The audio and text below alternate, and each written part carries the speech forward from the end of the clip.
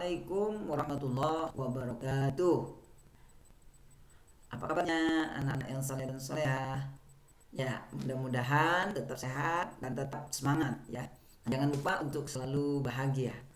Baik anak-anak yang saleh dan salehah, hari ini kita akan belajar tema 1 pertumbuhan dan perkembangan makhluk hidup, subtema 3 pertumbuhan hewan. Muatan pelajaran bahasa Indonesia. Nah, adapun tujuan pembelajaran kita hari ini adalah yang pertama, siswa dapat menemukan kata atau istilah yang berhubungan dengan pertumbuhan ayam ya. Jadi kita belajar tentang pertumbuhan hewan ya. Salah satunya pertumbuhan ayam, kemudian pertumbuhan kucing, kemudian pertumbuhan ikan, kemudian kupu-kupu, kata, dan yang terakhir adalah nantinya kita dapat menuliskan pokok informasi yang disajikan dalam sebuah poster tentang pertumbuhan dan perkembangan nyamuk ya. Oke. Yang pertama, hewan yang akan kita bahas pada hari ini adalah ya ayam ya. Mungkin kalian semua sudah kenal dengan ayam ya. Nah, ayam ini kita bisa lihat ya bagaimana daur hidup ayam, dimulai dari telur, kemudian telur itu nantinya seiring waktu di dalamnya ada embrio ya, yang nantinya akan menetas dan keluar. Setelah menetas itu akan menjadi anak ayam, setelah itu menjadi ayam dewasa ya. Itu daur hidup ayam. Nah, ayam ini merupakan salah satu makhluk hidup ya yang diciptakan oleh Allah Subhanahu wa taala, di mana tubuh ayam ini berbulu ya dan memiliki 2 kaki ya. Nah, ayam memiliki paruh ya, paruh untuk makan dan bernafas dengan paru-paru ya. Nah, bagaimana kita melihat cara berkembang biak ayam? Jadi ayam ini berkembang biak dengan cara bertelur ya. Dimana kita lihat bahwa ayam ini mengalami perubahan bentuk ya. Nah, seperti daur hidup ayam tadi, mulai dari telur kemudian sampai menjadi ayam dewasa. Dan tentunya faktor yang mempengaruhi perkembangan ayam ini adalah salah satunya makan dan minum ya. Mungkin ketika kita mempunyai ayam ya, kita kasih makan, ataupun misalkan 1 hari 2 hari tidak kita kasih makan, dia bisa mencari makan ya dengan cara mengkais tanah itu ya. Nah, cara perkembangan biakan ayam itu, perkembangan ayam seperti itu ya. Jadi salah satu faktor yang mempengaruhinya adalah makan. Nah, seiring usia ya, ayam itu nantinya akan menjadi besar. Kenapa? Karena dia makan. Kemudian dia minum juga ya, mencari minum di tempat-tempat yang terbuka begitu ya. Apalagi kalau kita pelihara ayam ya. Nah, kita pelihara ayam, kita kasih makan, kita kasih minum, nanti seiring usia, seiring waktu ya, ayam itu nantinya akan tumbuh menjadi besar. Nah, itu ayam. Kemudian ada lagi hewan yang lain. Nah, hewan yang kedua adalah kucing ya. Nah, kucing ini juga merupakan hewan yang berkembang biak dengan cara melahirkan. Nah, kalau ayam tadi berkembang biaknya dengan cara bertelur, nah kalau kucing itu berkembang biak dengan cara melahirkan ya. Mungkin ada ya di rumah yang mempunyai kucing peliharaan ya. Ya, nah kucing ini juga mempunyai rambut ya, artinya bulu ya. Selain itu, kucing ini bernafas dengan menggunakan paru-paru ya. Nah, itu tentang kucing. Kita bisa melihat bagaimana daur hidup kucing ya. Anak kucing tumbuh menjadi kucing muda, kemudian kucing muda ini menjadi kucing dewasa. Nah, setelah itu kucing dewasa ini melahirkan anak kucing. Nah, itu daur hidup kucing ya. Jadi faktor yang mempengaruhi pertumbuhan kucing ini ya. Salah satunya juga sama, yaitu makanan ya, makanan dan minuman. Kemudian ada lagi hewan yang lain ya. Nah, hewan yang lain adalah ikan. Nah, ikan ini ya berkembang biak dengan cara bertelur. Nah, ikan ini bertelur, sekali bertelurnya sangat banyak ya, hampir ribuan ya dalam sekali waktu gitu. Berbeda dengan ayam ya. Kalau ayam itu bertelur satu hari satu telur ya, paling banyak telurnya itu ada 10 telur atau 11 begitu ya. Kalau ayam satu hari satu begitu. Tetapi kalau ikan berbeda, dia sekali bertelur itu ribuan ya dalam sekali waktu. Nah, telur ini nantinya akan menetas menjadi larva. Nah, setelah itu larva ini tumbuh menjadi ikan kecil, kemudian ikan kecil ini menjadi ikan dewasa dan mengalami pertumbuhan ya. Nah, ikan ini bernafas dengan insang ya, dengan insang, dan bergerak dengan cara berenang menggunakan siripnya. Itu kalau ikan ya. Nah, kemudian yang keempat adalah kupu-kupu ya. Nah, mungkin kalian juga sudah tahu ya dengan kupu-kupu. Nah, kupu-kupu ini kita akan melihat bagaimana daur hidup kupu-kupu ini ya, dari telur kemudian menjadi ulat. Setelah ulat makan ya, setelah makannya daun, kemudian dia menjadi kepompong ya. Kemudian seiring waktu setelah itu dia akan menjadi kupu-kupu yang sangat indah ya. Nah, gambar di atas menunjukkan daur hidup kupu-kupu ya. Kita bisa lihat ini ya, daur hidupnya. Setelah berapa hari telur kupu menetas menjadi ulat. Ulat makan daun-daunan sehingga tubuhnya menjadi besar. Setelah itu ya mencari tempat untuk berdiam diri.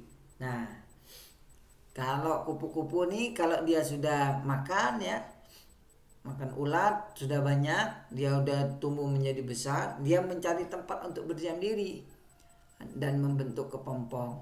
Nah, setelah itu tubuh kupu-kupu ini akan menjadi kupu-kupu yang sangat indah ya. Nah, kemudian yang selanjutnya ada katak ya. Nah, katak ini ya kita bisa lihat ini daur hidup katak ya. Dimulai dari telur, setelah itu katak ini berubah menjadi berudu ya. Nah, setelah berudu mungkin kalau di buku kalian ya, di buku tema itu bisa lihat di halaman 131 ya. Nah, bagaimana daur hidup katak itu ya, setelah berudu dia langsung katak muda ya. Tetapi di sini Bapak tambahkan ya, ada telur berudu, kemudian berudu 2 kaki ya. Setelah itu seiring waktu juga ini berubah berudunya menjadi 4 kaki. Nah, setelah itu baru katak ini menjadi katak muda ya. Setelah itu menjadi katak dewasa seiring waktu. Nah, itu daur hidup katak ya. Dan yang terakhir adalah nyamuk. Nah, kalian bisa lihat ya nyamuk, bagaimana daur hidup nyamuk ini dimulai dari jentik ya. Jadi dimulai dari jentik, kemudian dia berupa menjadi telur, kemudian dimulai dari pupa ya bentuknya. Dari pupa kemudian jentik. Nah, setelah itu dia berubah menjadi telur. Setelah itu baru menjadi nyamuk dewasa begitu ya. Nah, nyamuk ini ya sama seperti hewan lainnya ya. Dan dia menetas ya, dimulai dari telur ya. Dan telur nyamuk ini berada di atas air ya. Nah, ketika sudah menetas telur itu menjadi jentik ya, dan jentik ini berubah menjadi pupa. Setelah itu beberapa waktu pupa ini berubah menjadi nyamuk ya.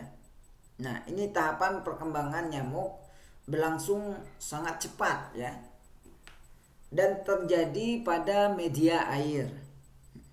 Jadi media air ya nyamuk ini ya.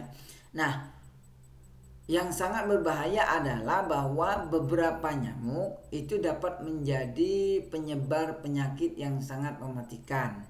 Mungkin kalian sering dengar ya, penyakit yang ditularkan nyamuk ini yaitu penyakit demam berdarah.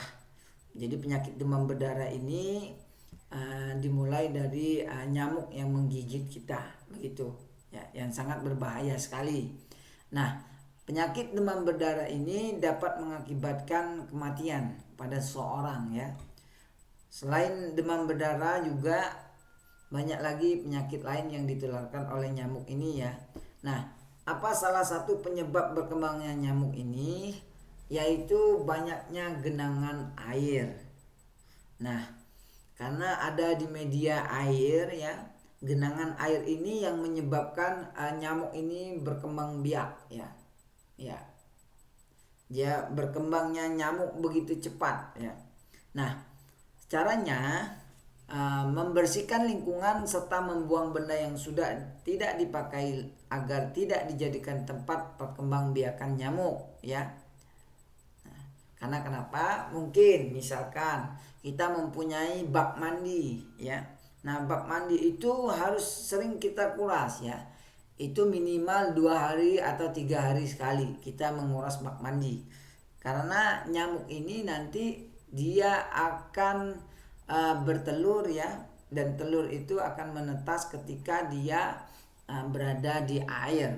Nah, ketika air itu tidak dikuras nanti dia akan berubah menjadi nyamuk ya. Makanya kita kalau bisa minimal 2 sampai 1 minggu sekali lah ya. Kita harus membantu orang tua juga menguras air bak mandi kita ya, agar bak mandi kita selalu bersih, tidak ada jentik nyamuk ya, jentik nyamuk. Nah, oleh karena itu ya, tentunya untuk masalah perkembangbiakan nyamuk ini ya, mari kita bersama-sama kita mengingatkan kepada seluruh masyarakat ya, agar menjaga lingkungan dengan bersih.